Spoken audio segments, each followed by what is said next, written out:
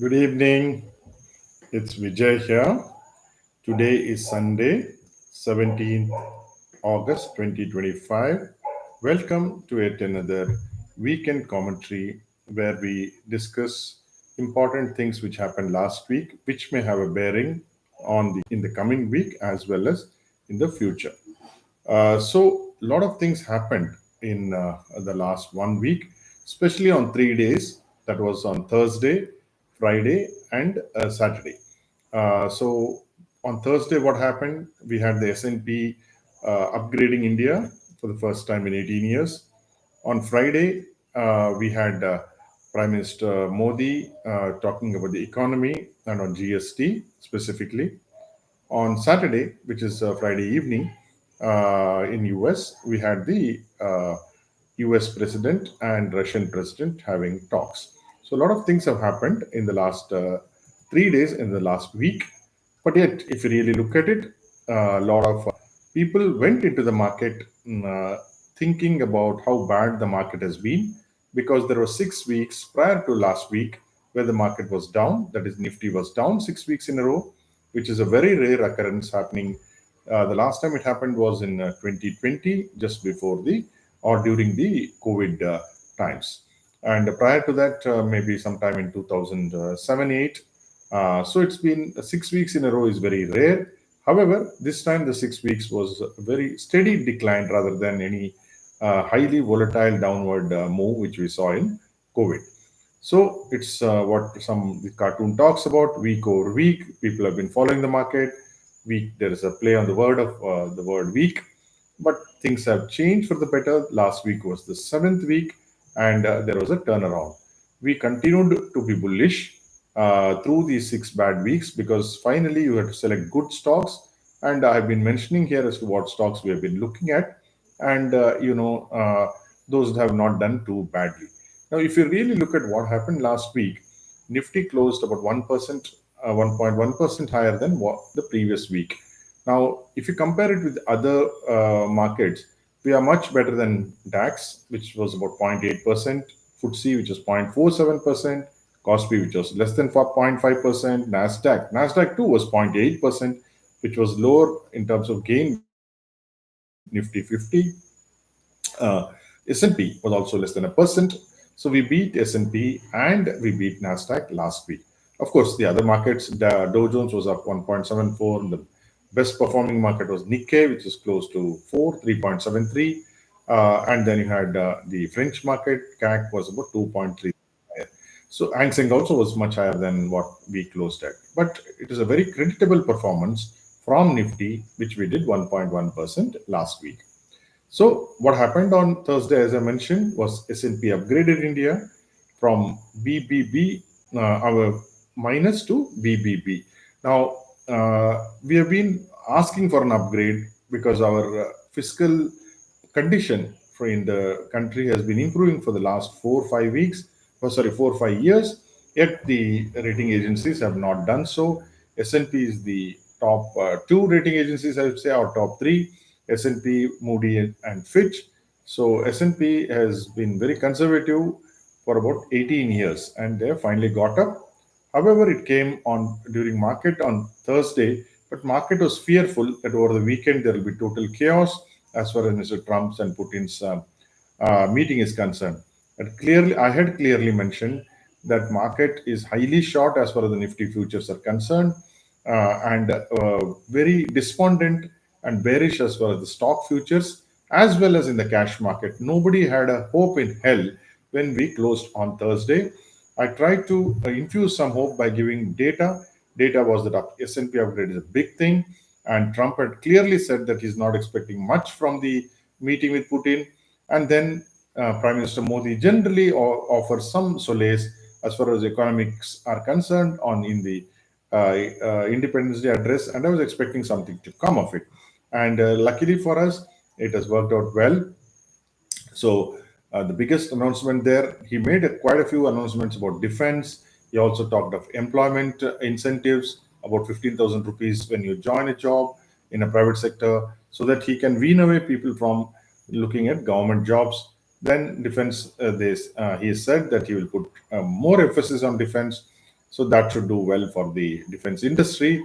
But more important is he took a big, warm, broad brush approach to the economy, and he said the GST rates will be realigned, and you'd have GST 2.0, which meant that there will be only two rate GST structure, and 5 and 18% will be the major two rates. There will be no 12%, there will be no 28%. There will be, of course, something called sin tax, which is about 40% and above.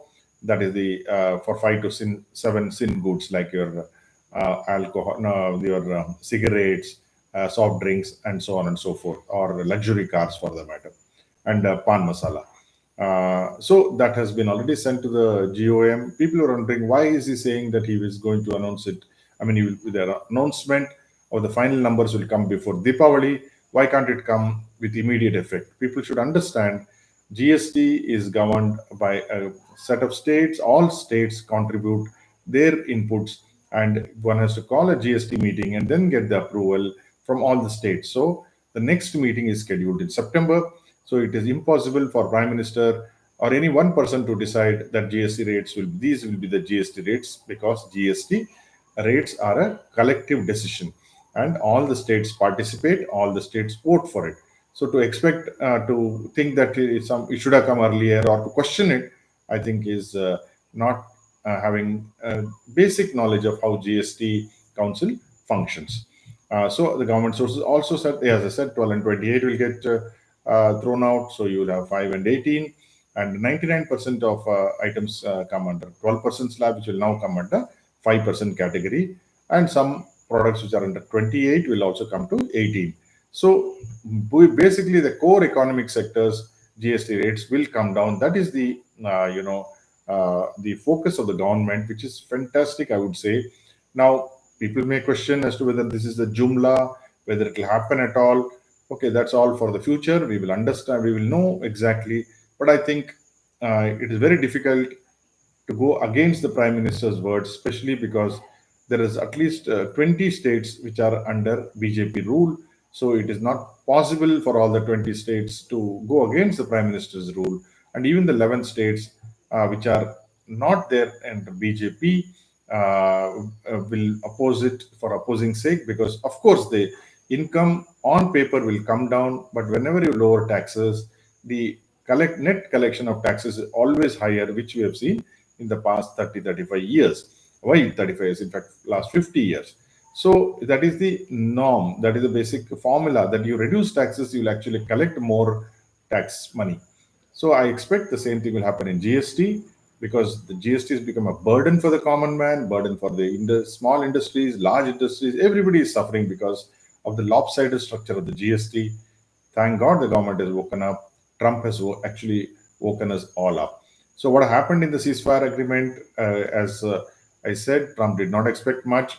But I think Trump has now been bowled over by Putin. Is now expecting a Nobel Prize, I suppose. So therefore, he will do all to see that they will get a peace deal. In fact, on Monday, he's meeting Zelensky at the White House. So I think he'll push towards a peace deal. It will not be easy, but at least the path will be set. So what is there in it for India? India, now Trump has put 25 plus 25. The first 25 will remain, I feel, because anyway, the talks have been postponed. The US delegation, which was supposed to come on 25th of this month, is not coming anymore. And the extra 25%, which he has put as secondary tariffs, are likely to go. That is what he said. So he did not mention India, but he mentioned secondary tariffs will go so long as the talks proceed in a positive manner.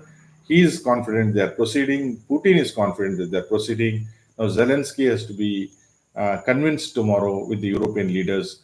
So I think that also will happen. So anyway, that was, in my opinion, a very successful venture. In fact, Putin himself said that US's own trade with Russia has grown while Trump has actually punished India for Russian oil imports. In fact, the Russian delegation said the trade between US and Russia has grown up by about 20% last year.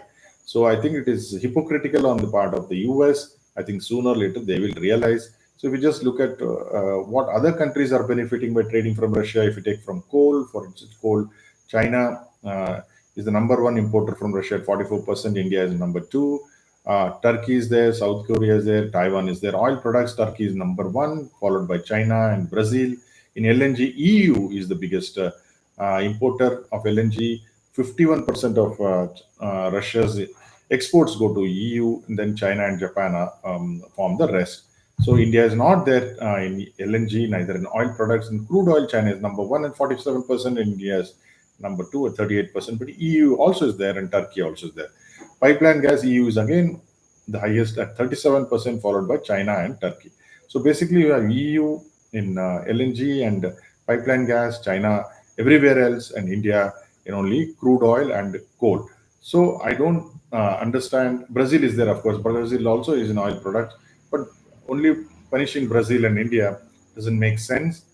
But I think we cannot help it because Trump is not a guy who's, what shall I say, logical most of the time. So, in fact, Trump says that India has reduced oil imports, but that is not true. In fact, it has gone up from 38% to 40% in the last 1 month. So, we are actually now having a record on imports in oil from Russia. So there's another good news which is happening this week, which is the China minister is coming to India for the boundary talks. If you remember, in 2020 in Galwan, we had this skirmish between India and China on border, and border dispute has been there from 60s. So if it is at least reduced, the tensions are reduced, or if there is some framework for talks, then I think it'll go a long way, because I think the major problem we have is with China is this border dispute. So 24th, they're going to hold the boundary talks in New Delhi at India's invitation. It's good that China is coming to talk about it. Then the India-US trade deals, I said, is rescheduled. They'll be deferred from August 25th. I mean, it's very logical. Even we have said that we are not willing to discuss anything on agricultural imports, then there is no reason for having a trade talk. So I think once this Ukraine issue is sorted out, I think US will be more keen to do a reasonably good deal with India. So I'm expecting it will remain at 25. Now that other 25 will go away, but it may come below 25 only after everything is settled and when Trump's name is announced for the Nobel Peace Prize, which may happen in October, November. I'm fairly confident Trump will get that because he's aiming for that, and that is why he's putting all his energies towards that. So what I feel we have been, and I cannot advise because I'm not a SEBI registered advisor, but we as a team are always buying on decline. We have been optimistic, and it feels better, as they say, and it has worked out also. It is not that just we are becoming optimistic for optimism's sake. Whenever we have done trades, we have exhibited it in our Telegram group. For instance, on Monday, I show all my trades in real time to all the free members in my Telegram group, and there's been a more than 85% success rate in the last few months, even though the markets have been coming down. If you look at overall, it has been more than 80% for the last 1 year, even though we have had what you can call a sideways to bearish trend since last September. So it is always paying to be it pays to be optimistic. It's only script selection and the position sizing which will make your trading good as well as investments good and profitable. So whatever you do, I hope it is successful. Thank you for joining me.